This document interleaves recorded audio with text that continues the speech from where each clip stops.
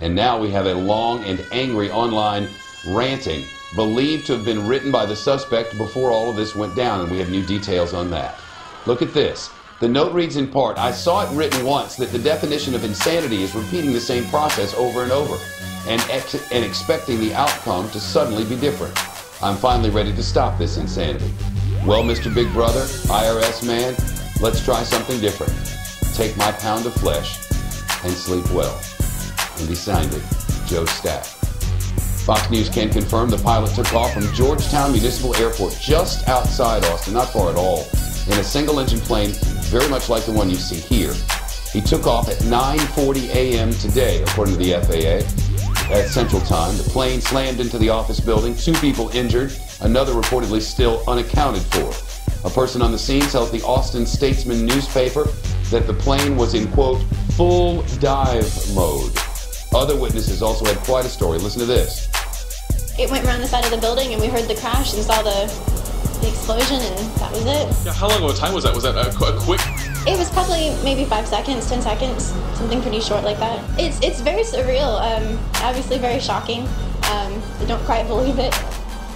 Reports out in Austin, Texas also indicate Joe Andrew Stack may have set his house on fire with his wife and daughter inside before he went off and took off on that plane.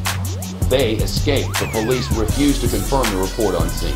We have Team Fox coverage with new information this hour. Our senior correspondent Rick Leventhal with much more on the suspected pilot, the times and information about this thing that he wrote. Catherine Herridge on the FBI angle. Our senior correspondent Brian Wilson with more on similar attacks on the government. First, let's get to KTVC, Fox 7, our partners in Austin and local coverage. Rudy Koski is there. Rudy, what's the latest where you are? Hi, Shepard. It was a chaotic scene several hours ago. Now things calming down, but the scene behind me where this plane hit this building, building number 2 at the Echelon complex, where the IRS office is located. Well, it's much different now. Only just a little bit of smoke coming out of the building as Austin firefighters are trying to contain it. Let me step out of the way and we'll push in and we'll show you.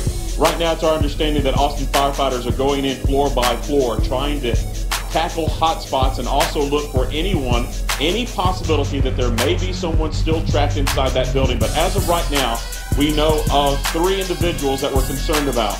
One is a person that is unaccounted for so far. We're not sure if this individual just didn't show up to work today or if that individual is still inside that building. So we're very concerned about that individual. Another person was taken from this scene with smoke inhalation and treated and is doing well from our understanding. And then another victim has been sent down to the burn center in San Antonio. That is down by Brooke Army Medical Center, the state-of-the-art burn center that is there at that location, helping that individual. So serious injuries for that individual. But considering that this happened around the 10 o'clock hour, just as the morning workday was beginning, and this is a building with a lot of people inside, upwards to around 200 people, that more people were not injured.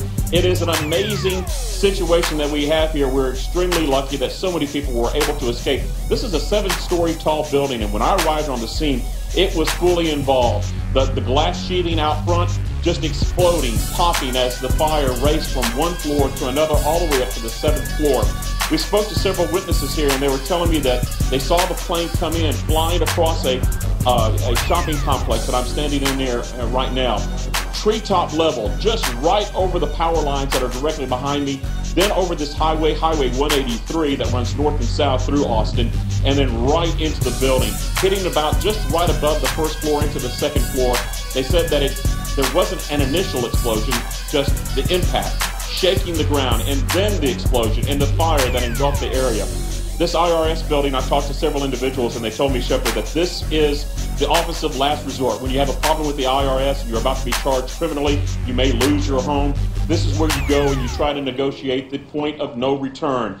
And it is this point that is believed that the investigators that I spoke to is what this individual, Mr. Joseph Stack, was pointing his anger at, having a problem with these individuals with the IRS, and this is the point of he was trying to make a point as he was going in. So the investigation continuing here, Shepard. Reporting live in Austin, Rudy Koski.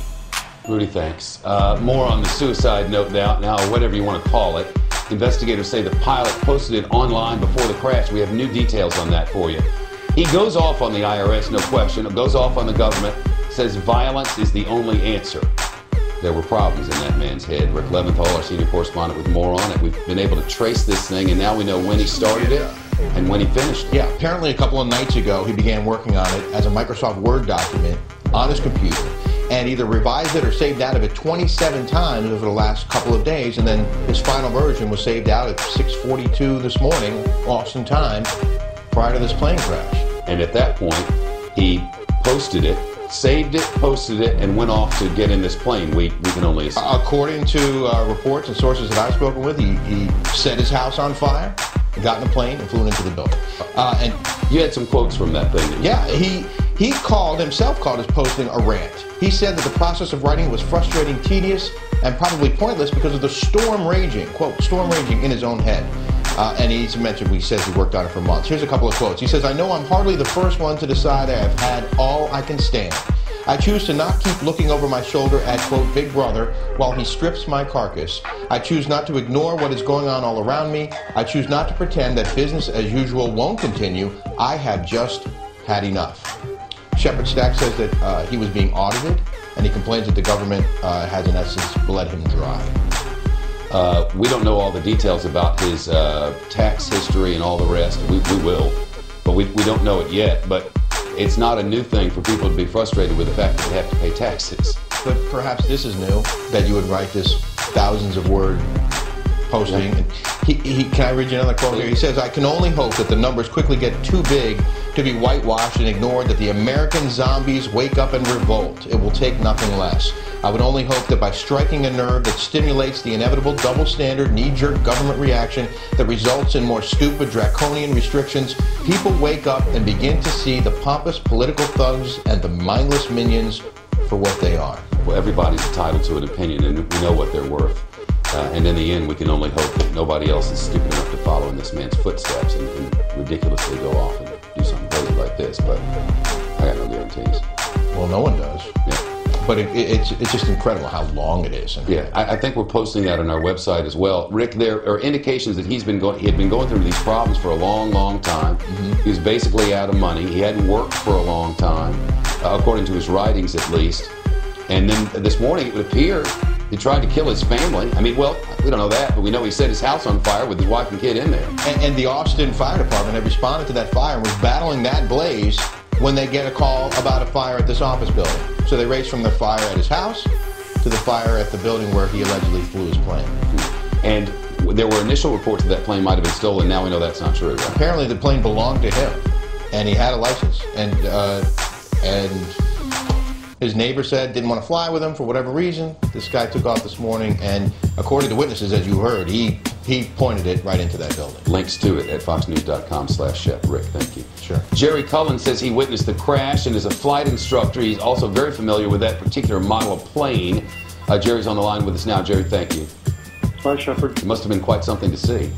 It's amazing. I looked up, I heard an airplane with the engine wrapped up tight. And it was revving.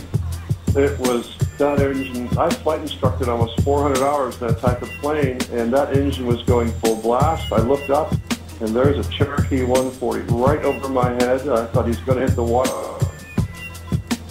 It sounds like we lost the phone connection. Jerry, you still with us? It appears we have lost that. Yeah. Oh, no. Oh, sorry. Go ahead.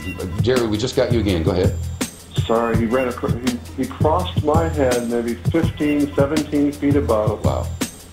And the airplane was going probably 170 miles an hour, and he was diving.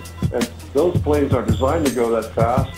Shot right across my head, went right in the Echelon 3 building, which is one of our most prominent office buildings. Hit the first floor, and it looked like baby 9/11. I couldn't believe it. I thought, this is it. I expected bacon and eggs. This is what I get. I'm still disbelieving. In the very end, everybody who's seen this thing on the ground, or most of the late reporters have been, it was clear to everyone that he had targeted this building. Is that something you were thinking initially or not? Those little planes are family cruisers or trainers, or once you take your kids to Disneyland, and they're not designed to dive like that. To keep that airplane on that course that fast, he must have been a pretty proficient pilot. I thought he's either got to be dead slumped over the controls or he's aiming for it. Otherwise, those planes want to fly straight and level. They're not designed for that. Jerry Cullen, who witnessed it, says the plane flew right over his head before crashing into that building. Jerry, glad you're safe. Thank you. Me too, thanks.